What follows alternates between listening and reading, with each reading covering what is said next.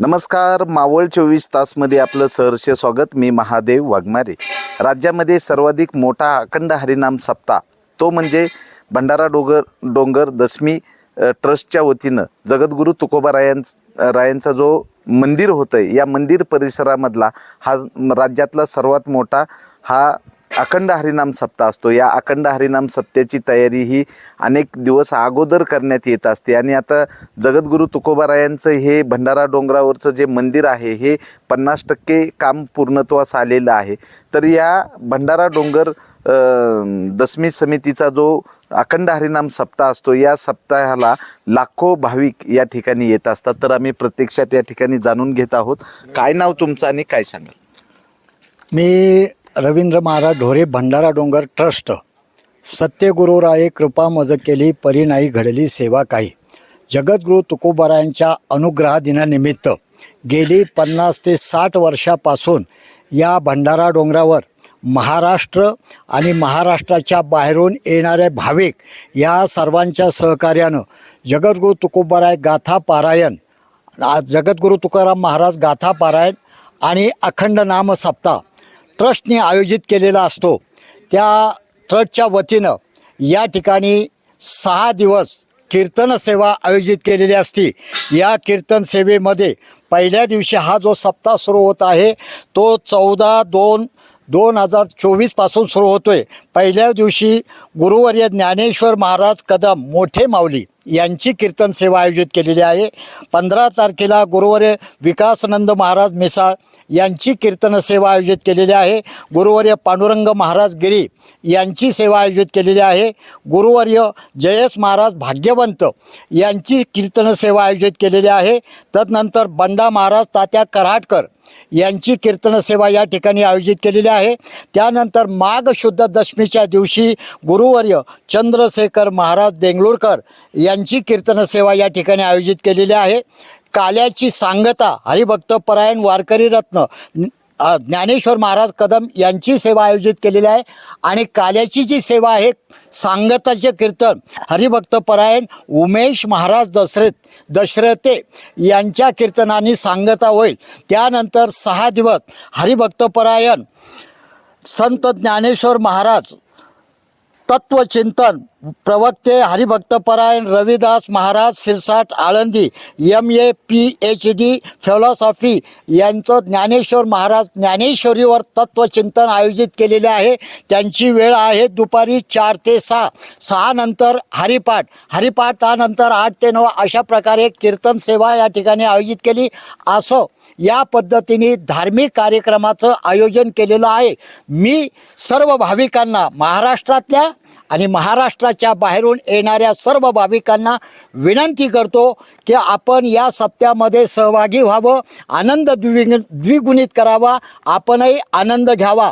सर्व भाविकांची जेवणाची आणि राहण्याची व्यवस्था ट्रस्टच्या वतीनं या ठिकाणी केलेली आहे. धन्यवाद. यापुढची माहिती हरिभक्तपरायण जगन्नाथ महाराज पाटील हे करतील. काय सांगाल महाराज? रामकृष्ण हरी, जगन्नाथ विष्णू नाटक पाटील, श्री क्षेत्र भंडारा डोंगर या ठिकाणी अखंड हरिनाम सप्ताह ज्यांच्या नेतृत्वाखाली चालते ते नाना महाराज तावरे वाकुळणी या ठिकाणी महाराष्ट्राच्या बाहेर सर्व भावी भक्त येऊन इथं गाथापारायण करतात. या ठिकाणी भव्य दिव्य असं तुकोबारायाचं 150 कोटीच्या मंदिराचं बांधकाम चालू आहे. या मंदिर बांधकामासाठी महाराष्ट्रातील अनेक भाविकांनी या ठिकाणी देणगी देऊन या कामाला हातभार लावलेला आहे. यापुढं येणाऱ्या भाविकांनी या सप्त्या सोहळ्यामध्ये येऊन हा मंदिर चाललेलं काम पाहावं, या सप्त्याचा आनंद घ्यावा अशी मी सर्व भाविकांना नम्र विनंती करतो.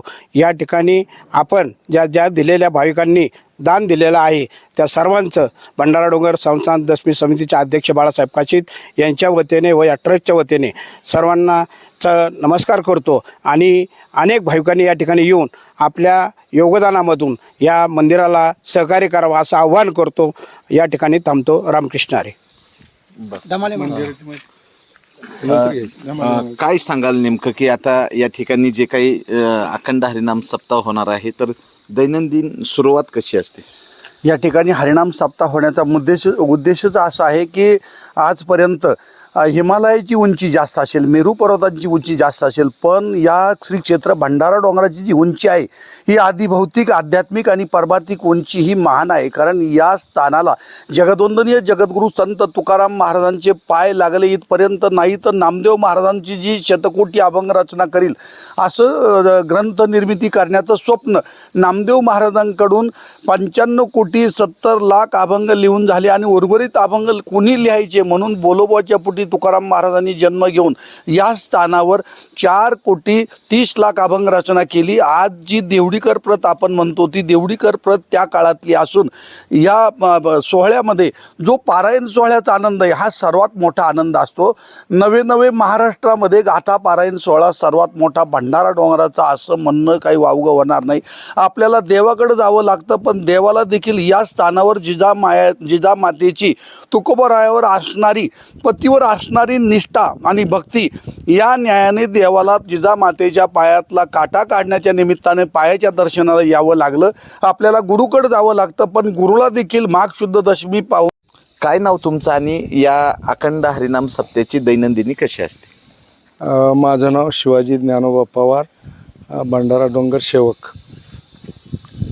या भंडारा डोंगरावर होणाऱ्या हरिनाम सप्त्यामध्ये सकाळी पहाटे 4 वाजता काकड आरती सुरू होते.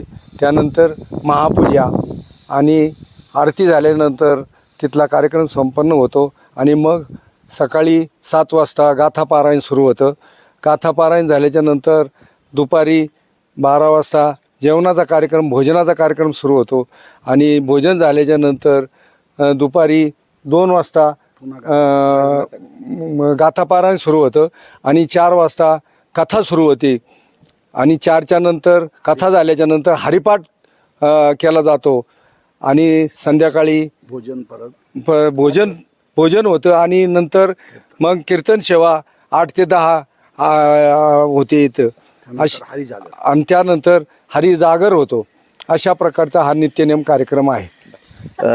जगद्गुरू तुकोबारायांचं जे भव्य दिव्य मंदिर हे इंदोरी सुदवडी हद्दीमधला जो भंडारा डोंगर आहे या भंडारा डोंगरावर साकारत आहे. या मंदिरासाठी वापरण्यात येणारे जे दगड आहेत, ह्या मंदिराचं काम हे 150 कोटींचं आहे. तर या ठिकाणी इंजिनियर आहेत. आम्ही इंजिनियरकडनं आम्ही जाणून घेत आहोत की पुणे जिल्ह्यातील मावळ तालुक्यातील इंदोरी आणि सुदवडी गावाच्या दरम्यान असणाऱ्या भंडारा डोंगरावरील जे मंदिर आहे, क्या बताएंगे ये जगतगुरु तुकाराम महाराज का जो मंदिर बन रहा है, इस मंदिर के बारे में पूरी जानकारी दीजिए. जगतगुरु तुकाराम महाराज का जो मंदिर बन रहा है वो नागरी शैली में, जो नॉर्थ में ज़्यादातर पाई जाती है. ये 25,000 स्क्वायर फुट में बना हुआ मंदिर है, जिसमें इसका फाउंडेशन हमने 40 फुट डाउन गए हैं और उसका जो हाइट है 108 फीट है. ये इसमें 122 खंबे इसके ऊपर खड़े हुआ है मंदिर है. इसकी जो 9 फीट का जो ओटा बना हुआ है उसके ऊपर से मंदिर चालू हुआ है और उसमें 9 दरवाजे और 5 गर्भगृह हैं. इसमें बहुत बड़ा एक डोम है जो 35 फीट बाय 35 फीट का है. उस पर छोटे छोटे कलश हैं जो उसको आकर्षित करते हैं. 16-17 छोटे डोम हैं और मुख्य 3 कलश हैं. इसी प्रकार ये भव्य दिव्य जगतगुरु तुकाराम महाराज का मंदिर बन रहा है. इसके आर्किटेक्चर CB सोमपुरा साहिब करके हैं, जो राम मंदिर के भी थे. और जो पत्थर आ रहा अपना वो राजस्थान से आ रहा है और सोमपुरा मार्बल एक इंडस्ट्रीज़ है, वहाँ से उसका पूरा कार्विन होके आता है और यहीं पे उसका असेंबलिंग होता है. और इस तरह से लगभग 50% मंदिर का काम हो गया है और धीरे धीरे जैसे पब्लिकली फंड पे है, सभी ने आपको बताया जैसे ट्रस्ट ने, उसी तरह ही चल रहा है. और अगले 2 साल में हम पूर्ण करने की तैयारी में हैं, कोशिश कर रहे हैं. तो इसको जो है, इसको कितना फंडिंग लगने वाला है? क्या लगभग 150 से 200 करोड़ लगभग फंडिंग लगने वाला है. और उसमें अभी हर खाम में 24 मूर्ति बन रही है.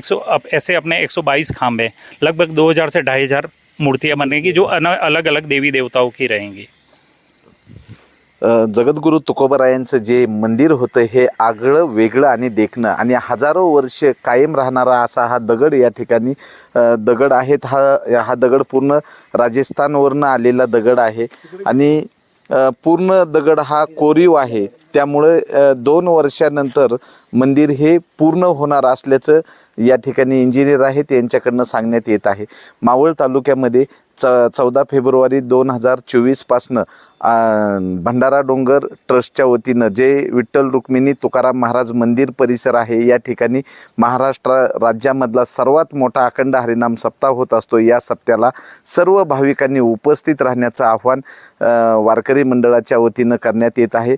तर सर्वांनी या ठिकाणी उपस्थित राहून आपण ह्या अखंड हरिनाम सप्ताहाचे साक्षीदार व्हा असं आव्हान करण्यात येत आहे. मावळ 24 तास प्रतिनिधी महादेव वाघमारे.